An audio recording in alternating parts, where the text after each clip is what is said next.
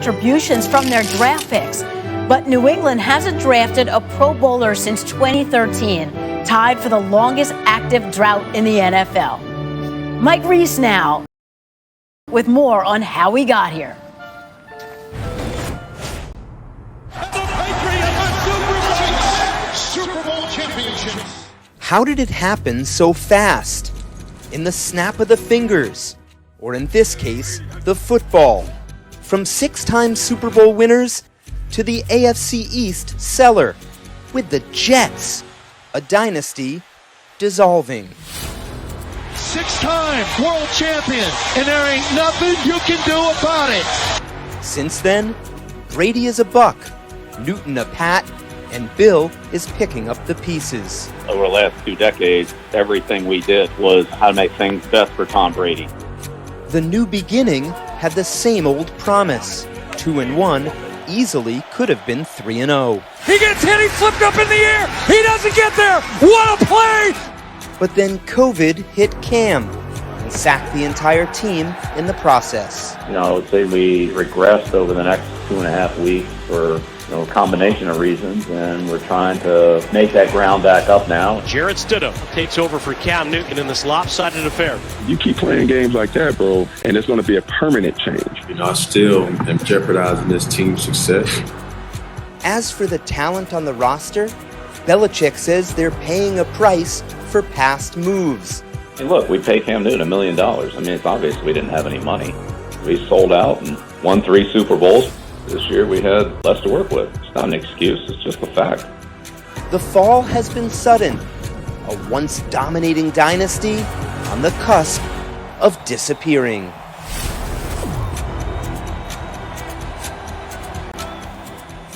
This is an organization that has been dominant for 2 decades. Aren't they allowed a season to regroup? The big question is, is this an end of a dynasty? Is it just a pause? Because they are in pretty good shape going forward, at least from a salary cap standpoint, right? Well, the dynasty is over, okay? They're not going to go, in all probability, and win a Super Bowl this year. So, in a way, that's the end. And Tom Brady was a focal point of that dynasty. He's not there. Now, going forward, this season was always inevitable that they were going to take some lumps. But I think that they've positioned themselves, moving forward, to be back in play in what could be the busiest, most frenetic free agent market the NFL's seen, because the salary cap is going down. If you look ahead to this offseason, the Patriots are projected to be $73 million under the salary cap. And oh, by the way, the Jets are right there, as are the Jaguars and Colts. Now, the Patriots still have to figure out their quarterback solution, whether it's Cam Newton, whether they go draft a quarterback, whether they trade for one. Do they go get Jimmy Garoppolo again from San Francisco? There are a lot of moves that they have to figure out what they can do. But inevitably, there was always going to be a season where they took a step back, adjusted to life without Tom, and figured out how to pick up the pieces and go on. And this is that season. Why did there need to be a season? We've talked about this before. The plan. We all hold the Patriots to an extremely high standard because they deserve it. They are incredible, amazing. And I expect incredible, amazing to be able to transition on the move and not have years go by without a solution to quarterback. Yeah, but everybody knows. How many teams? Nobody. How many teams but the can do that? Patriots. Okay. I'm just saying, are they now a rank and file team that's looking for cap space, have a good draft, and hope that we can find a quarterback over the next couple of years? If that's who they are, then they're just a rank and file team like everybody else, just kind of searching out. And you're right, the dynasty is over because they don't have an answer at quarterback. Well, when you have the greatest coach and you have the greatest quarterback, it's very easy to stack up titles and championships year after year. But half of that is gone. So they've got the coach. All I'm saying is that Tom Brady's glide slope at the end of his career was long. And as that lengthened out, there's plenty of time as you're winning Super Bowls, going to the AFC. Remember, Coach last week reading off the things that he's done the last few years that left the cupboard bare.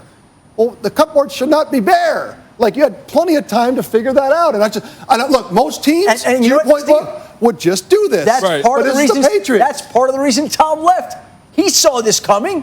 He knew this team was going to struggle. So this is not a 1-year screw-up. This is a 4-year screw-up where they've let the whole cupboard just go bare. That's not the Patriots. That's what's unusual. If they're just a rank and file team looking for some cap space and looking for a good draft, then they're back in the mix with everybody else. Or are they this elite organization that has been that way for 2 decades and shows me that they're going to continue to be that? And you just say to yourself, you just said for 4 years they've been glide sloping out of that position. They've made some mistakes. They've made errors. They've got a roster now where there's a receiver playing tonight. None of their receivers have been drafted who are making plays. Their only tight end who was drafted is Ryan Izzo in the 7th round. So there are mistakes that they've made personnel-wise, and it's all come back this season. I'm holding them to too high of a standard. There's mistakes, and then the combination of COVID-19 and all the opt-outs. I mean, some stuff is like this perfect storm you can't overcome. I'm totally mitigating But factors. Randy, from your standpoint, do you think that Cam can be the answer at quarterback?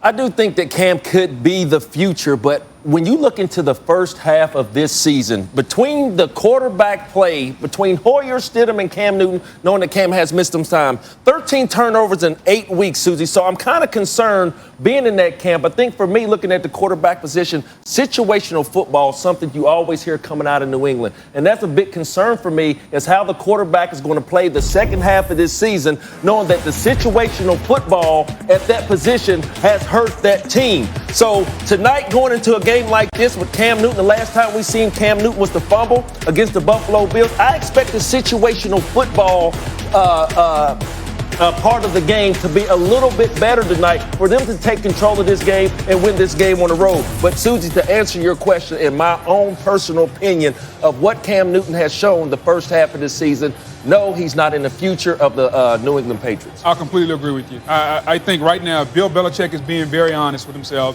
And it all depends. Is Josh McDaniels going to get a head coaching job? Is he going to be the coordinator? If you tell me McDaniels is coming back, he's going to be the OC, Belichick's going to be the head coach, I think they have a new quarterback in 2021. Because at their best, the Patriots with Cam Newton at their best, was it week 2 or week 3 at Seattle? Yes. When he amazed us, and they lost the game. So even at his best, it wasn't good enough to win the way Cam Newton has to play.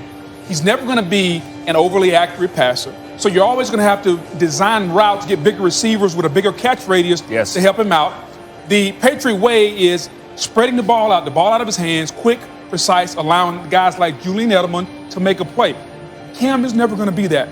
The salary cap space, with the 8 guys opting back in, with so many high-level football players that are going to be on the market this offseason, I think this team is going to be remade offensively. You add those 8 opt-outs back in defensively with the offensive line, and there will be a new quarterback. Because I just don't think Josh McDaniels and Bill Belichick want to play the way they have to play with Cam Newton. I think you make the perfect point. Do we want to create an offense for Cam, which is the commitment you must do? Yes, exactly. And you're saying that they do not want to do that. I don't think they do. And I think that puts Cam in a really tough spot. Yeah. It'll be interesting to see how things play out in the second half of the season. In the meantime, let's turn to the team that took it to Tom Brady and the Bucs last night. The Saints scored their 5th straight win, steamrolling the Bucs. Drew Brees had his full complement of weapons.